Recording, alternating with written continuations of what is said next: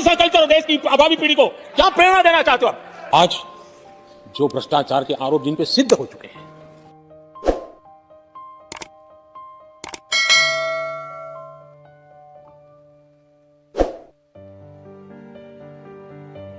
आज देश का दुर्भाग्य है, पहले तो क्लासरूम में भी कोई अगर चोरी करता था, किसी की कॉपी करता था, तो वो भी 10 दिन तक अपना मुंह किसी को दिखाता नहीं था। आज जो भ्रष्टाचार के आरोप जिन पे सिद्ध हो चुके हैं, जो जेलों में समय निकाल करके पैरोल पर आए, आज वॉशिंग मशीन से भी बड़ा कंधे पे लेकर के महिमा मंडन कर रहे हैं ऐसे चोरों का।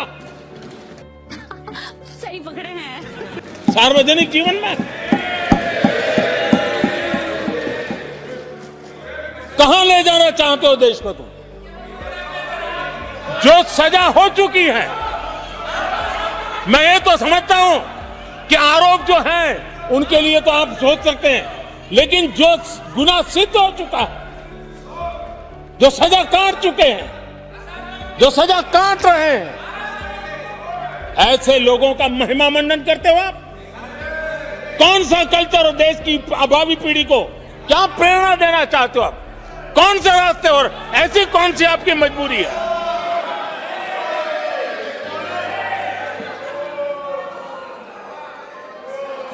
और ऐसे लोगों का महिमा मंडन किया जा रहा है, उनको महान बताया जा रहा है। जहां संविधान का राज है, जहां लोकतंत्र है, माननीय अध्यक्ष जी, ऐसी बातें लंबी नहीं चल सकती हैं। ये लोग लिख करके रखे हैं, ये जो महिमा मंडन का काम चल रहा है उनका, वो अपने ही खात्मे की चिट्ठी पे सिग्नेचर कर रहे हैं लोग।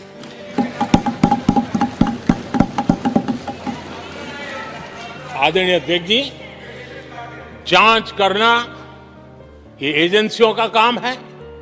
एजेंसियां स्वतंत्र होती हैं और संविधान ने उनको स्वतंत्र रखा हुआ है। देश संकट में है और जज करने का काम न्यायाधीश का है। जज करने का काम न्यायाधीश का है और वो अपना काम कर रहे हैं। और अध्यक्ष जी, मैं इस पवित्र सदन में फिर से दोहराना चाहूंगा, जिसको जितना जुल्म मुझ पर करना है कर ले, मेरी भ्रष्टाचार के खिलाफ लड़ाई चलती रहेगी।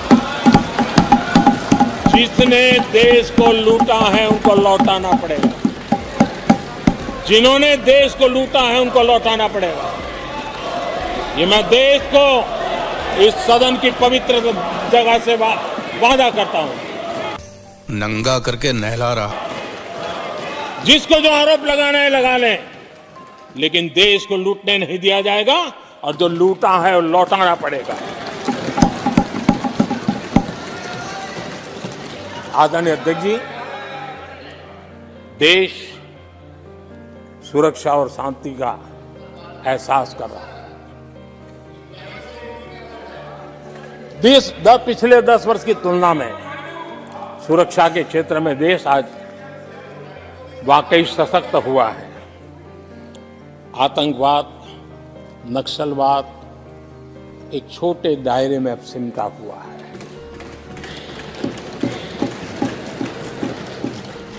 लेकिन भारत की जो टेररिज्म के प्रति जीरो टॉलरेंस नीति है, आज पूरे विश्व को भी भारत की इस नीति की तरफ चलने के लिए मजबूर होना पड़ा। भारत की सेनाएं सीमाओं से लेकर के समंदर तक अपने सामर्थ्य को लेकर के आज भी उसकी ताकत है। हमें हमारी सेना के पराक्रम पर गर्व होना चाहिए। हम कितना ही उनके मोरल तोड़ने की कोशिश करें, मुझे मेरी सेना पर भरोसा है। जलवा है हमारा। मैंने उनके सामर्थ्य को देखा है। कुछ राजनेता सेना के लिए हल्के फुल्के शब्द बोल दें, इससे मेरे देश की सेना डिमोरलाइज होगी। ये सपनों में कोई रहते तो निकल जाए। देश के मूड को वो खत्म नहीं कर सकते, और किसी के एजेंट बन करके इस प्रकार की भाषा अगर कहीं से भी उठती है, देश कभी स्वीकार नहीं कर सकता है। और जो खुलेआम देश में अलग देश बनाने की वकालत करते हैं,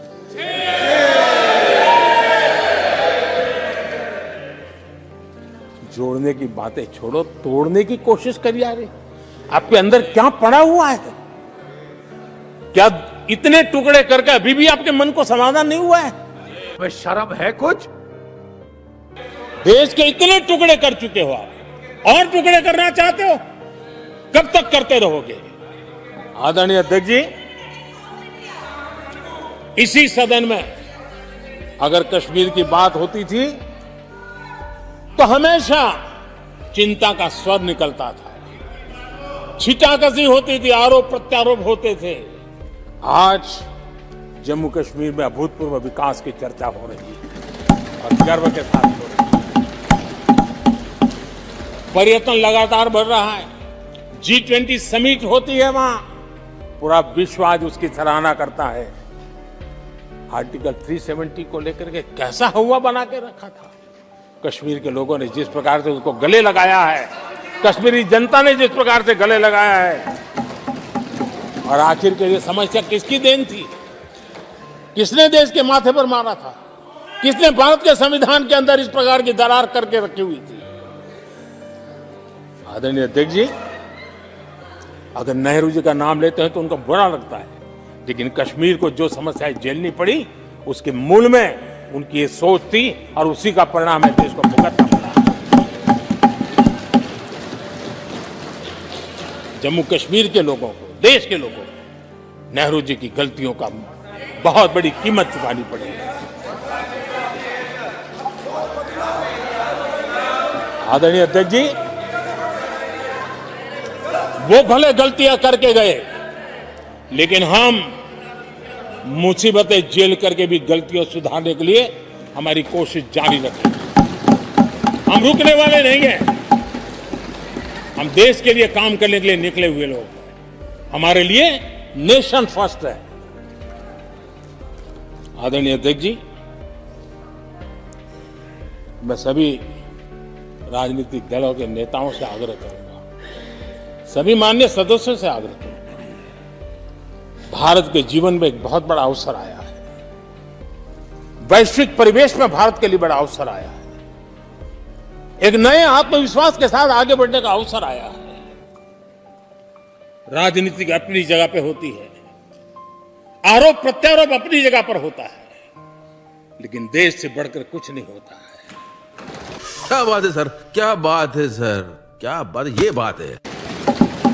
और इसलिए आइए मैं निमंत्रण देता हूं आपको, कंधे से कंधा मिलाकर के हम देश के निर्माण के लिए आगे बढ़े। राजनीति में किसी भी जगह पर रहते हुए भी राष्ट्र निर्माण में आगे बढ़ने में कोई रुकावट नहीं आती। अब इस राह को मत छोड़िए। मैं आपका साथ मांग रहा हूं, मां भारती के कल्याण के लिए साथ मांग रहा हूं। मैं विश्व के अंदर जो अवसर आया है उस अवसर को बुलाने के लिए आपका साथ मांगता हूं। मैं आपका सहयोग चाहता हूं 140 करोड़ देशवासियों की जिंदगी को और समृद्ध बनाने के लिए और सुखी बनाने के लिए। लेकिन अगर आप साथ नहीं दे सकते हैं और अगर आपका हाथ ईंटें फेंकने पर ही तुला हुआ है, तो आप लिख करके रखिए, आपकी हर ईंट को मैं विकसित भारत की नींव मजबूत करने के लिए लगाऊंगा। आपके हर पत्थर को मैं विकसित भारत के जो सपनों को लेकर के अब चले उसकी नींव मजबूत करने के लिए मैं लगाऊंगा और देश को हम उस समृद्धि की ओर लेके जाएंगे।